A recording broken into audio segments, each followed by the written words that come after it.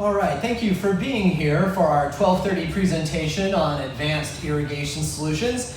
I am your MC for the discussion, Shango. I'm the host of the Shaping Fire podcast. If you enjoy learning from the top minds in the cannabis industry, I encourage you to visit shapingfire.com to join in-depth interviews on cannabis business, health, and technique that will provide you with actionable information without wasting your time. Our recent guests have included cultivator Kevin Jodry, the godfather of cannabis terpenes, neurologist Dr. Ethan Russo, geneticist Dr. Reggie Gaudino on cannabis plant patents, cannabis breeder Mean Gene from Mendocino, and Natasha Riz on using the cannabis root ball as medicine, and many, many other folks. Postcards for the show are available next to the entry over there. Also, if you want to share Armando's presentation with others who were not able to make it here today, a video of this presentation will appear on my YouTube page next week, and you can find that channel at youtube.com/Shango. Armando Suárez-Romero has worked with plants since he was a teenager. He later graduated with a degree in farm management and agricultural engineering.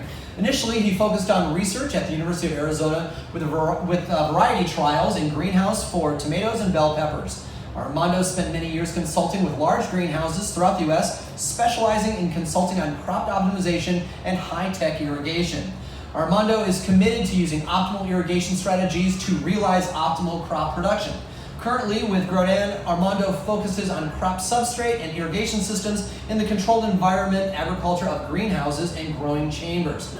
Today, Armando will be taking us on a quick tour of advanced principles of irrigation used by the largest growers out there to get the most crop per drop of water. Please welcome Armando. Well, thank you.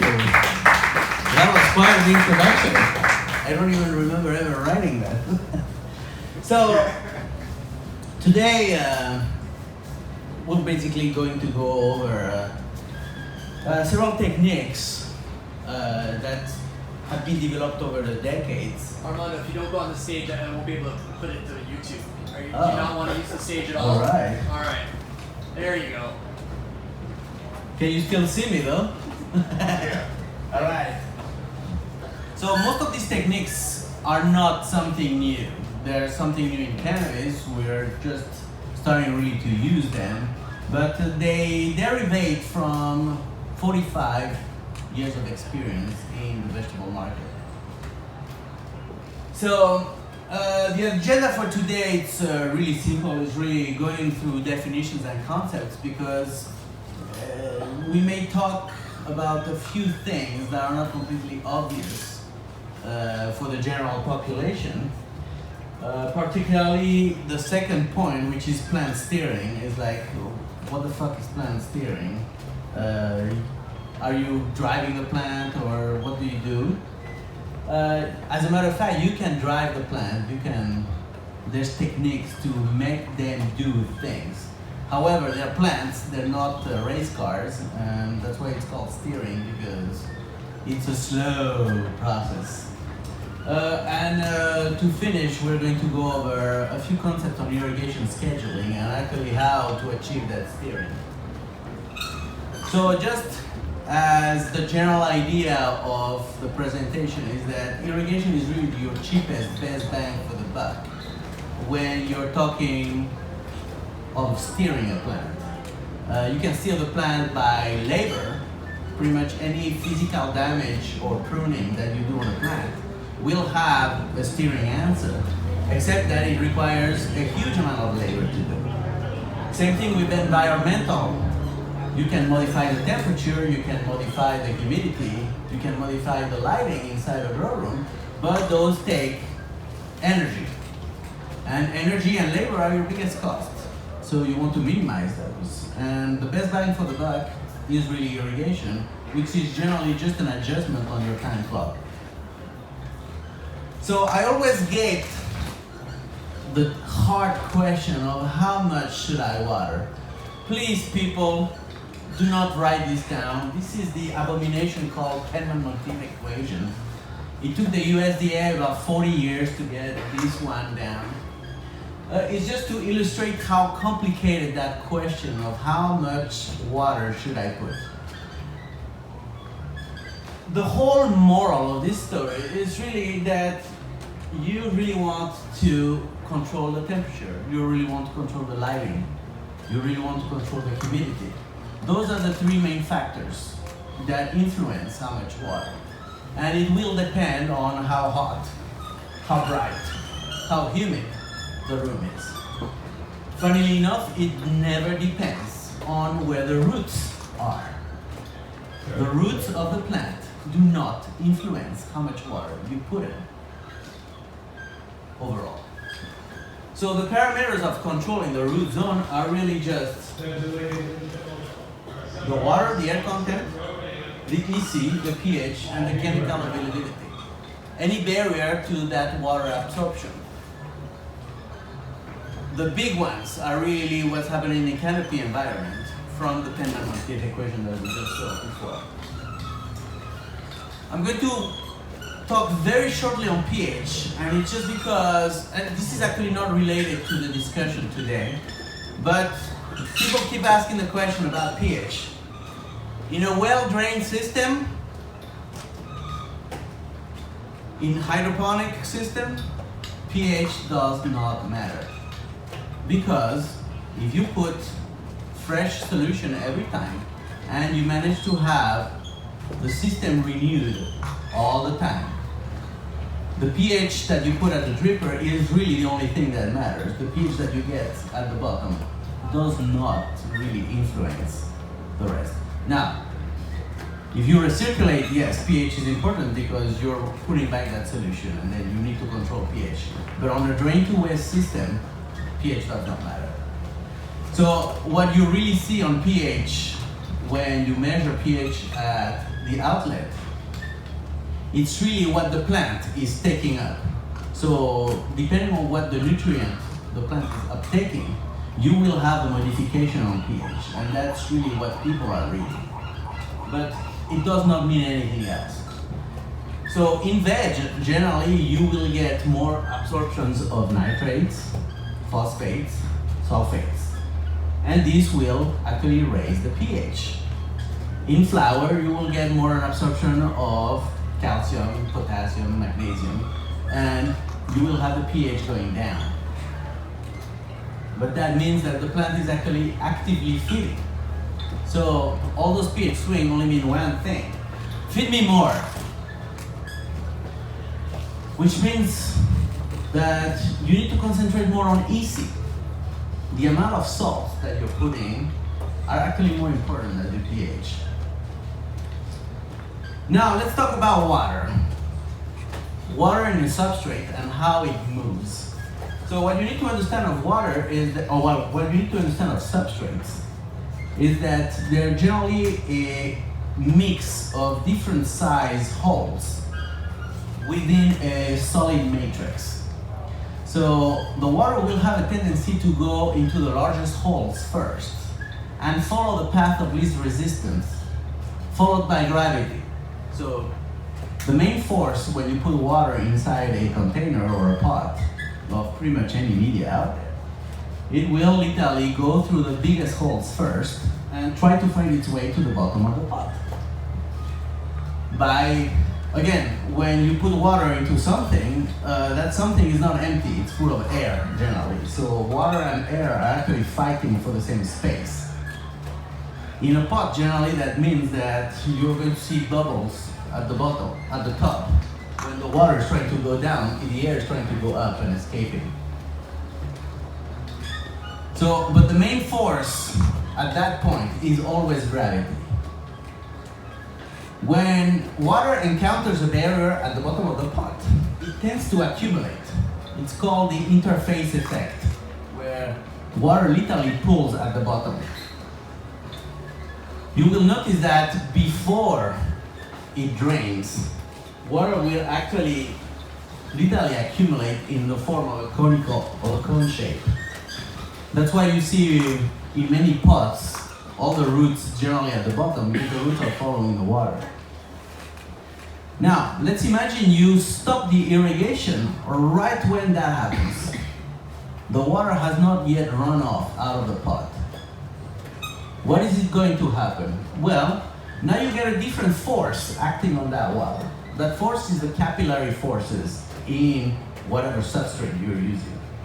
Now the water is going to move laterally and occupy the smallest pores. You see the ones that the water bypassed by gravity before. Now the water is going to go into those spaces. So to actually manage to wet all the sides, all the shoulders of the pot, you need to actually strategically stop the watering at certain moments.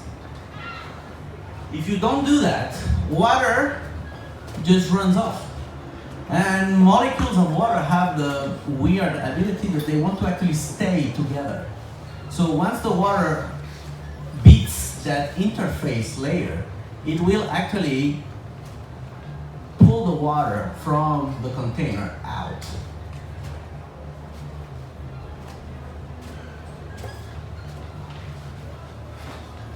And by putting and by pulling the water out, you will actually get the media drier.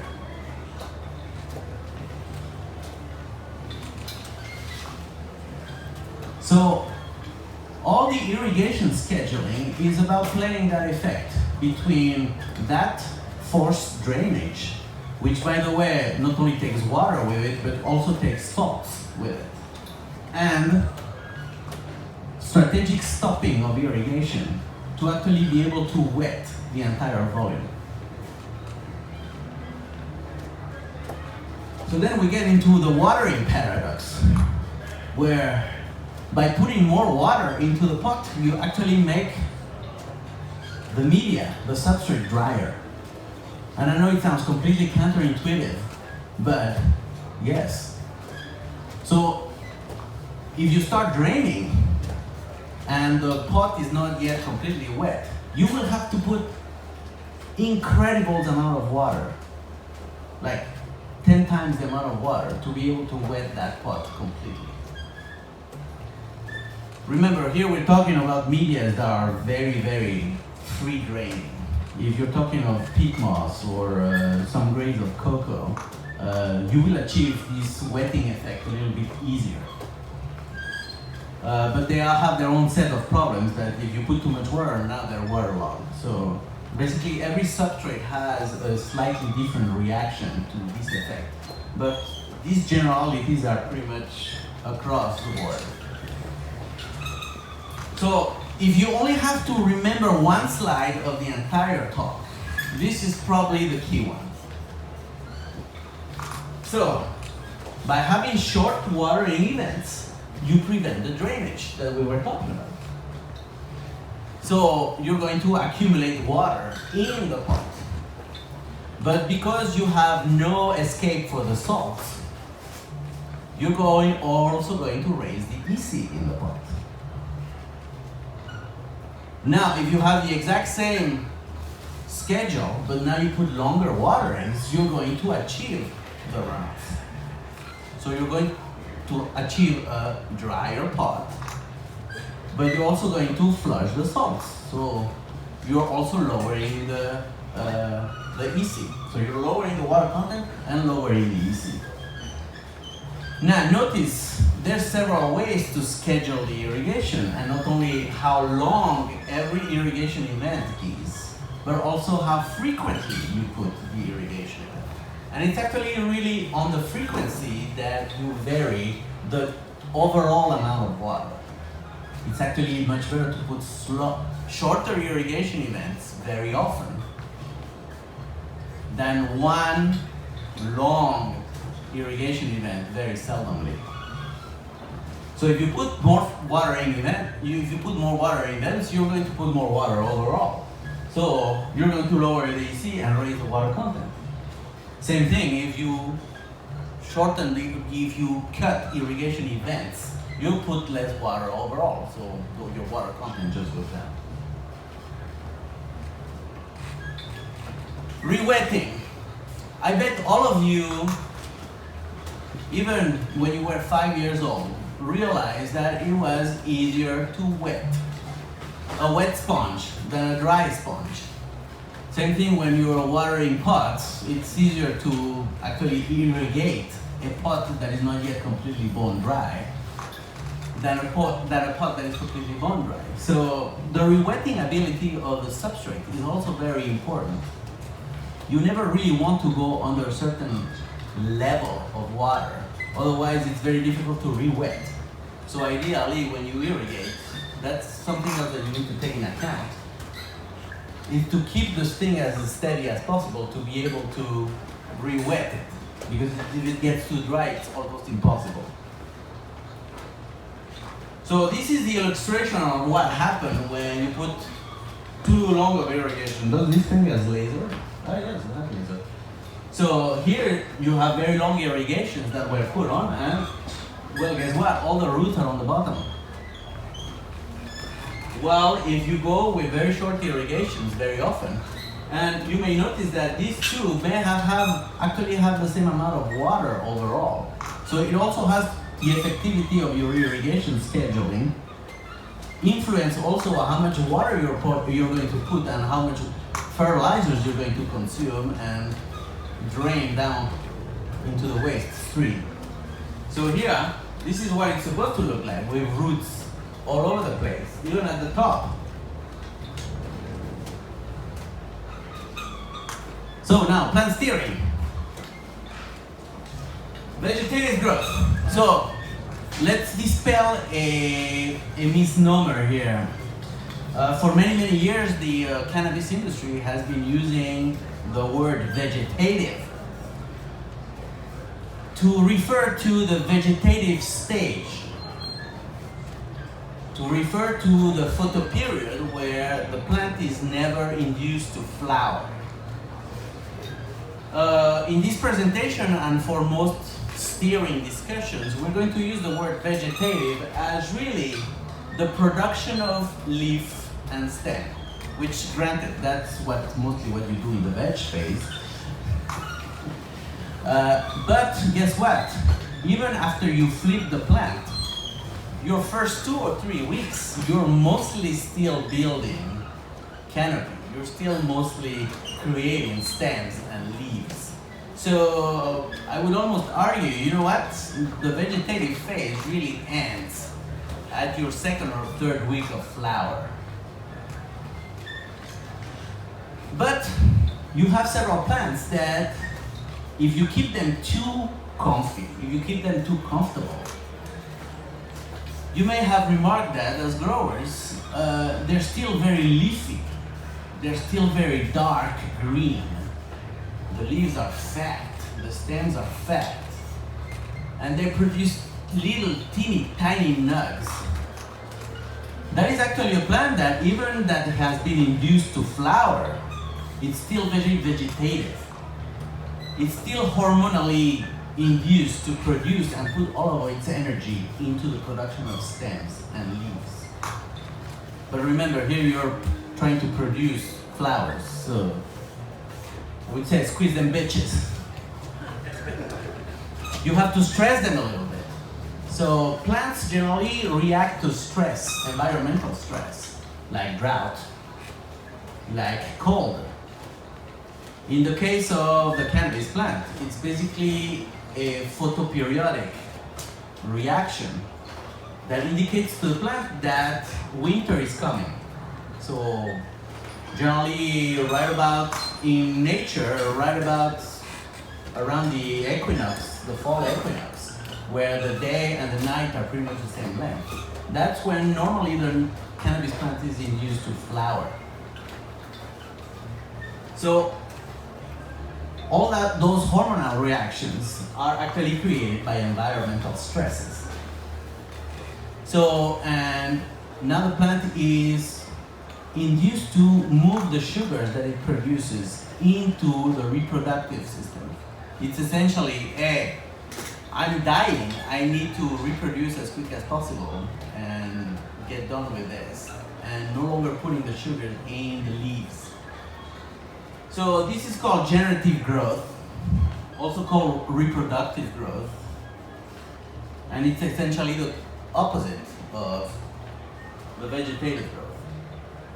Now you will notice that normally plants in that type of stress are induced to produce smaller leaves, thinner stems, of course, because they're pretty much putting all the nutrients into the flower, not into the stems. You may get also, in cases where it's very generative, you may get root die-offs that you can clearly observe when the plant is literally arriving to the end of its life. So now you may say, how do I steer that through irrigation? Notice that you can steer that, like I mentioned previously, with pruning or with environmental controls. But again, irrigation is the cheapest way to do it. So vegetative is, of course, when you have a very, very high water content in the substrate. The plant is not very stressed, drought stress. So it will produce leaves and stem. If you start stressing the plant and simulating drought, the plant will react with generative growth. Same thing when you decrease the irrigation period at night. So if you have a plant that has been trained from the beginning to accepting water from this time of the day to this time of the day, and you start reducing the time of the day when they receive water, they will get the cue that, need to put that energy into the flower. Irrigation frequencies. Every irrigation is a cue, a vegetative cue. If you reduce the number of irrigations, you will give a generative cue. The EC. When you raise the EC, you can cause a salt stress instead of a water stress. So by raising the EC, by lowering the EC, you get a vegetative response. By raising the EC, you get a generative response. Temperature of the substrate also matters. You get very, very often those crops literally exploding with growth at the change of season, when the water temperature out of the faucet come at a different temperature. The same happened generally at the end of the winter, when suddenly the water coming out of the faucet is really, really cold, and you get crops that become very, very weak, and you have growers panicking. It's like, well, why the crop is doing this? Why it's literally coming to a standstill? Well, it's because the water is too cold. Some fertilizers also influence, and that's generally, it's very funny because most of these things you have been doing all along, and you have been timing them mostly on the flip, the light flip. But you can actually influence and give those cues even after you flip. So if your crop is becoming too weak after the flip, you can ease up on it to give it more vigor, to bring it more into vegetative. Same thing, it becomes too leafy, too vegetative, even after flowering. You can actually stress it a little bit to bring it back and start filling up the flowers. But how do you do that? If you don't measure, it's kind of difficult to manage this type of things. So you need to have little baselines. So this is a graph that you can generally get with a water content meter. This is the water content, the temperature of the substrate, and the EC. So you see that here's not the best graph ever, but every one of these little spikes is an irrigation. This is really the middle of the day, and this would be the night where they stop the irrigation and let it drift back down. And then the next day, they irrigate again to bring the water content up, prepare the plant for the day, and actually lowering the EC. Here the EC actually spiked. EC generally moves in opposite direction than water, but not always, like we saw previously, depending on the frequency that you use. We can actually manipulate this. So now irrigation scheduling. It's very nice to know what's happening in the substrate, but happening, you would be surprised how many growers don't actually know what they're putting in and when they're getting out.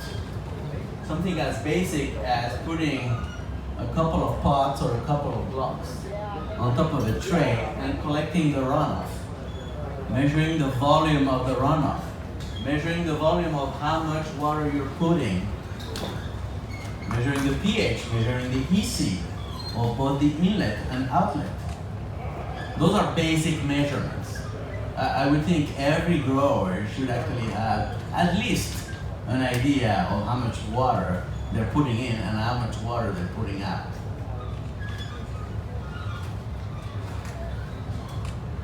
Now these are the same graphs that we just saw, but the ideal one. The ideal one where we have water content, we have EC, and you have several periods during the day where you're trying to achieve different things. And by varying how long these periods are, or how aggressively you go up to what maximum water content you get, and how dry you get the next morning, you can actually steer the plant either vegetatively or generatively.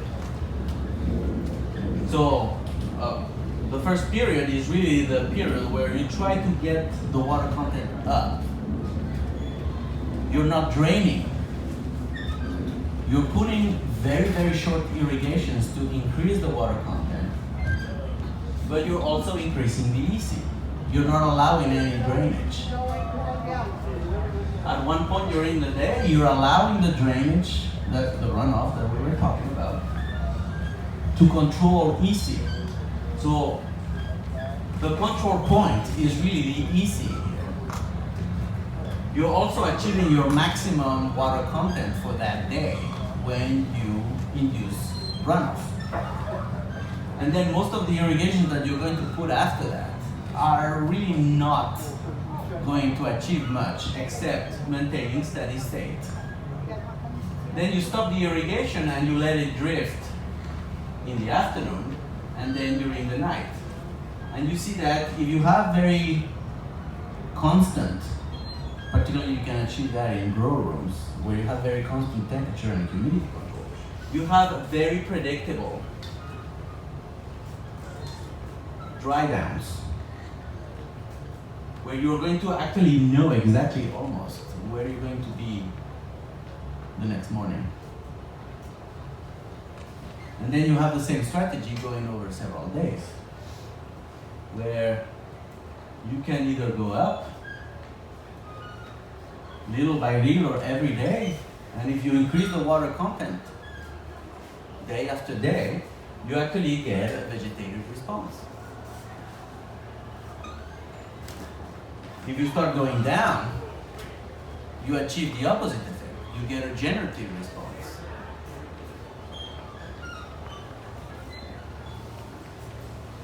And now, overall, if you look at the overall strategy or the life of the crop, this is starting from the flip on the water, on the flip. You can go down in the first week to make them root, then start going back up to make them produce leaves, and start to stress them a little bit, and then keep very steady when they're flowering to fill up the flowers. You don't want to stress them. You don't want to overly stress them at that stage. Well, this is just an overall strategy. It's not the only strategy possible, but it's an example of what you can do and how you should actually think of strategies for steering. This is just a little plug for our sponsors, Gronan and the Growsense, which is the little toy that allows you to measure the water content and the EC in the block. There's several ways to do it, and we're on booth 300 if you have any more questions. So the irrigation summary is really, you need to know your drainage, you need to know your water content, you need to know your EC. Again, you cannot manage what you cannot measure. Your main tools for irrigation are frequency and length of irrigation. Those are your main tools to manipulate the root environment. The substrate that you use is a tool for it. It only helps. You want to choose the substrate that allows you to do these type of strategies in the easiest way. And again, measure, because data is so important. Thank you very much. I hope I didn't blow out your brains today.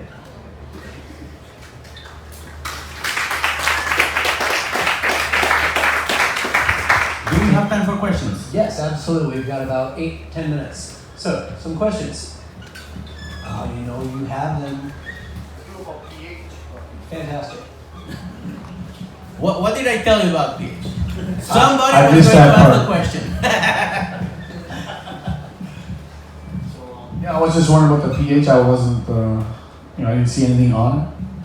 Oh, actually, I had an earlier slide, a very early slide, to put to rest the pH question. In this type of technique, the pH matters little. Because if you're on a drain-to-waste system and you renew with fresh nutrient solution every time, because you're achieving drainage at very strategic times, you're actually flushing the old salts. So if you're always resetting the system with the ideal pH at the dripper, it's debatable what's the effect of the pH. Now, if you're in a system where you're recirculating, yes, the pH becomes very important because now you're taking the... At what level? Again, most pH are going to depend on the substrate because not only the plants influence the pH, but the substrate influence it. You want to use a substrate that basically has no influence on pH at all and leave the pH influence only to the plant. The advantage of only using the plant and having the plant as being the only actor in pH is that it generally indicates you what nutrients are taken. So if you renew the nutrients, generally the pH autocorrects itself. For people using reservoirs that they're recirculating, there's another trick, is basically go with the largest reservoir possible. Because the larger the reservoir compared to the amount of plants, the more stable the pH is going to be. Also, another challenge with pH is that the water quality that you're putting in the system is going to play havoc with the pH. So again, that's a different question than this. This assumes that you already control the pH at the drip. I see, and that was my question, is you said that it's not important, but it's not important in the drainage. Yes, it's not important in the drainage. It's important, basically it's important before what you do at the dripper. Right. Once you have it at the dripper and you put it at the dripper at 5.5 and you get it in the drainage at 8, well, guess what? It's probably that your plants are feeding nitrogen and they're removing all the nitrogen from the solution. And it simply says that, hey, guess what? You need to water either more often or put more nutrients in the water. Thank you. We've got time for one more. I guess not. Well, then thank you very much. All right.